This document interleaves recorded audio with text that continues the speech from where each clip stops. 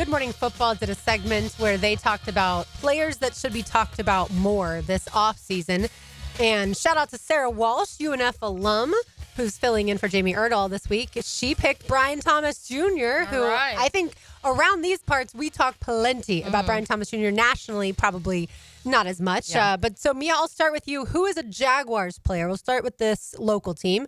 Who is a Jaguars player that we honestly have not discussed enough this offseason? Yeah, I mean, there may be some of you who say we have talked about him enough, but I disagree. I'm now realizing Mike Dempsey left his microphone cover on this. Wow, this is a large one. Dylan's laughing. I'm going to give it to you in a second here, Dylan. Shout out to Dempsey. Shout out to the Knicks. Whoops. Brenton Strange is my answer, Lauren. Okay. And I think that the reason that I feel like we've talked about him has been because of the release of Evan Ingram, but we haven't spoken as much on the subject of, okay, he's now the guy in that room, or at the very least, he's the most, we'll call it veteran Jaguar, since there's two players who are older than him that were added in pro free agency, technically three now after the signing of Quentin Morris from the Buffalo Bills a couple weeks ago, or a couple days ago, I should say. But ultimately, what does this say about what type of offense Liam Cohen's going to run? Go down the road to Tampa Town, see what they did with Cade Otton, and say, hey, can the same be done for the third-year tight end out of Penn State? All right, so Brenton Strange says Mia. Taylor, who you got? Yeah, I'm going to go Emmanuel Ogbah. I think that it's something that we've been talking about a long time, of getting that third pass rusher off the edge and figuring that out, because you don't want to have to count on the same two guys for the third year in a row to get the majority or almost all of the sacks. You're allowed to have three pass rushers? By the way. No, I don't think so. And I do think it's also very important when it comes to how Coach Camp does things. If you go back to Green Bay and the amount of different guys, they didn't have anybody with double-digit sacks. They didn't have anybody with 12, 13, 14, 15, 16 sacks, but what they did have is seven and a half from a Rashawn Gary. Devontae Wyatt had a ton. Kingsley Enagbari had a ton. Brenton Cox had 4. Edgar and Cooper, Carl Brooks both had 3.5. So they had a ton of players, 5, 6, 7 players that all had 3.5 more sacks. And so I do think that's important in the scheme that Coach Camp likes to have up front, is this rotation of guys that you know can all get to the quarterback, so you don't have guys that you're counting on that have to be out there. And how many times last year were we looking at it and like, why isn't Josh Hines Allen on the field? Why isn't Trayvon Walker on the field? They lost rock, paper, scissors. That's why, Taylor. Yeah. They lost the game of rock, paper, scissors. And the reason we said that is because we knew they were the only ones that were going to be able to get to the quarterback most times. And so if you do have that third guy, you're not as much in a panic. Yes, do you want your two best players and your two best pass rushers on the field in the scenarios where you definitely need to get to the quarterback? Yes, but I also think having that third guy does make it take a little bit of the pressure of having to have them out there in those moments, because you have someone that has proven to be able to get to the quarterback and create those pressures. And even sometimes with a guy like Ogbah, maybe it's not the direct sack number, but he's still able to kind of wreak that havoc and create some madness in the backfield, which I think is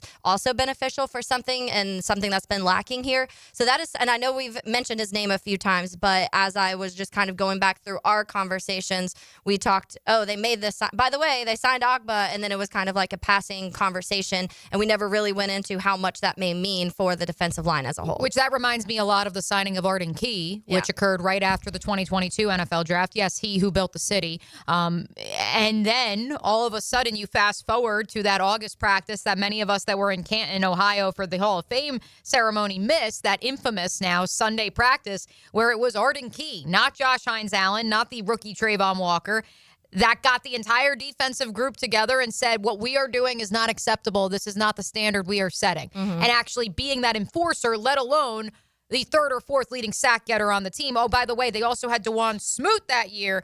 So they had a third and a fourth edge rusher. Which hopefully Jalen McLeod becomes that fourth, the rookie out of Auburn. Taylor, it's interesting. Of course, you're going to bring up the Packers because that's where Coach Campanelli came from. If you look at the Eagles, though, Josh Sweat, 8 sacks. Nolan Smith, 6.5. Milton Williams, 5. Jalen Carter, 4.5. Brandon Graham, 3.5. Zach Bond, 3.5. N'Kobe Dean, 3. Like, those are obviously not just the defensive linemen. Those are also guys. And this, I think, was actually just in the postseason, or was this the entire season? It was the entire season. That would be really crazy to have that many in the postseason. But I do think that when you always want to compare to the best team in the NFL, you can get sacks from linebackers too. Like, that would be a wild thing if Devin Lloyd is now employed or deployed as a pass rusher now way more often than he has been. All right, so my guy is going to be a wide receiver, It's going to be Deami Brown. I like that one. Good pull. I can't pick Brian Thomas Jr. I'm not going to pick Travis Hunter for this conversation, obviously, as far as Jaguars. We should be talking about more. But I really like what Deami Brown brings as far as speed, his smoothness. And here's Grant Udinski, the offensive coordinator, on Deami Brown. Helmets and shorts, so we'll see. But he's been another guy where you look at Travis, you look at BT, you look at the speed of that group running off the ball. It's exciting to watch those guys run off the ball, but more than anything, the way they work.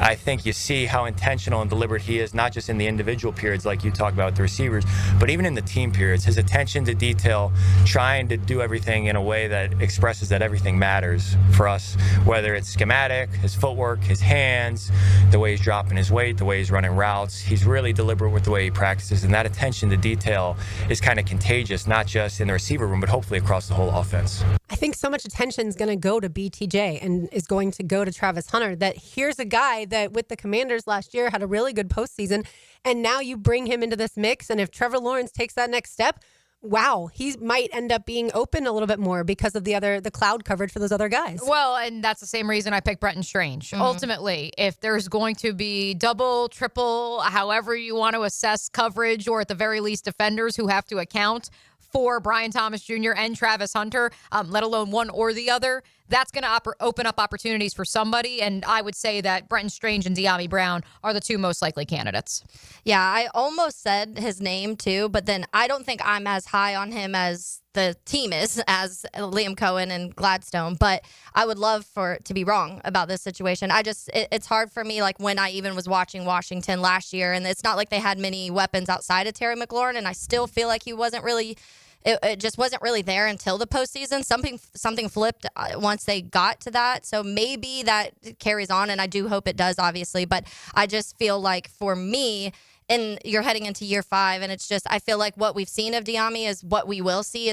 And he'll be a guy that will give you 300-400 yards and a couple touchdowns a season, but I'm not sure how much more. But in the same breath, sometimes those guys are who Trevor gravitates towards, is the kind of ones when it comes to like a Zay Jones, for example, when it comes to those guys that maybe some people have counted out and aren't expecting to be a big part of the offense. And he, for whatever reason, kind of forms these connections with those players. And I could see a Deami being that guy for Trevor. And it's also, to me, as pointed out, Brenton Strange being here now for a little while. Deami Brown's been in the league for 4 years.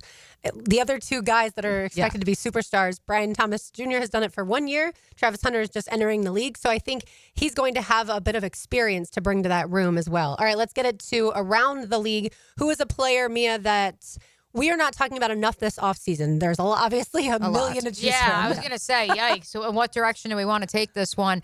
I am going to go with thinking. Do you want Taylor to go first? Yeah, let Taylor go first. Yeah, I have I came ready with my Jaguars one. That one I came ready with. The league one, I was like, let me see what comes to me as we start the show. There are a billion different ways you could go through this. I have immediately had 4 that I listed down, but I'm going to go with Chop Robinson. I think that going back to last offseason, and I kept talking about how I felt Miami's defense was going to be better than a lot of people thought they were going to be, and they were. They had the ninth fewest rushing yards in the NFL last year. They were tied 5th in fewest rushing touchdowns, 9th lowest completion percentage allowed, 9th fewest passing yards allowed, 5th fewest passing touchdowns. They didn't have a ton of sacks or interceptions, but I would guess that to continue to progress. And then when you look at, they were the 4th best in the NFL when it came to average yards allowed a game and touchdowns allowed a season. I think a big part of that is they hired Anthony Weaver last year, and he was obviously spent his time before that as a defensive line coach in Baltimore. And that is what I kept thinking last year, is they had a lot of pieces to work with in Miami, and I thought that the right coach was going to change that, and I think that it obviously did. And I don't know if we talk about Chop Robinson a ton. He was talked about obviously pre-draft process and during the draft a ton, but I'm not sure how much we especially on this show or at this station, talked about Chop and what he did. And I think it may have been a little underrated. I know he was one of the finalists for the Defensive Rookie of the Year, but he was lower down on those odd sheets. But he had 6 sacks, 4 passes defended, 14 quarterback QB hits, and technically just 1 start because he was kind of a rotational piece. And so I would expect that still a little bit, because Jalen Phillips got hurt last year, so he did kind of have to step into a bigger role in certain parts of the year. But I would expect that to continue and continue to develop, because I think that immediately what you saw out of Chop was kind of what you saw from Trayvon in year 2, and he was doing that in year 1. And so I do think that I would not be surprised if Chop Robinson this year had 13, 14 sacks. All right, I'm going to go with Davante Adams. And in years past, we've talked about Davante a lot because of his connection with Aaron Rodgers. But of course, last year split time amongst 2 different teams with the Raiders and the Jets. But now with this Rams offense, with what Sean McVay can do, Matthew Stafford, obviously a seasoned quarterback, the likes of Puka Nacua as far as drawing attention away from him. We saw him up close and personal, and Davante Adams hasn't lost a step at the age of 32, it seems. Yeah. And so I just think, again, with what McVay can draw up and all the different weapons that the Rams have, the running game too, I think Davante Adams is set for another double-digit potential touchdown season in his career. His high is 18. His season Not too bad. Season high, 18 touchdowns. Of course, that was with the Packers. He's also had seasons with 14, 12, 11, 10. This guy just does it all every year. Yeah, and I do think Matthew Stafford has familiarity with him too. He went up against Davante Adams. Not obviously personally, he's not going against Davante Adams, but he watched Davante Adams many times at his time in Detroit, obviously. And so there is that a little bit. And I'm sure I wouldn't be surprised if that was part of those conversations of bringing Davante there. And so I do think that offense, we can see it. You can see it be explosive with whoever, but especially with a guy like that. And you mix that with a Puka Nacua, who's kind of that young, the young, vibrant, just kind of quick, can do a little bit of everything wide receiver, to a guy that can get every contested catch you need to get deep down the field and do a little bit when it comes to that and stretching the field. I think it's a good combination for them. I have told y'all that Puka has said he wants to have at least a basketball team worth of boys. I saw that his girlfriend's pregnant, so at least they're on the path. They're on the path. Having that. Yeah. All right, Mia, who you got? I had no answer for you the first go round. Now I have 2, and they're both quarterbacks. Okay. Is there a world in which we are not talking about the quarterback of the Dallas Cowboys enough? Because I think that is the case with Dak Prescott. I think that we are speaking of him in the national conscious with regards to this is a do or die year for Dak. But I don't think what we are talking about is the fact that when he has been healthy, he has had at least 3,500 passing yards in every single season that he has played, all 16 to 17 games. In the 3 seasons which he's been limited to 8 games or less, sure, obviously the stats are not as gaudy. You combine this idea of what are the Cowboys offensively? Do they actually have a wide receiver opposite CeeDee Lamb? A run game that had some curious signings in Javonte Williams and Myles Sanders in free agency. And so therefore, hey, who's going to be your bell cow? Are they a candidate to trade for a running back before the season starts? Are you maybe one in this town? For me, I do think for George Pickens, a change of scenery was much needed. Not sure that, Jerry World is going to be the scene that truly, calms down the off the field George, because I think that's a wild beast and very difficult to tame. But I do think only having to be the number 2 option.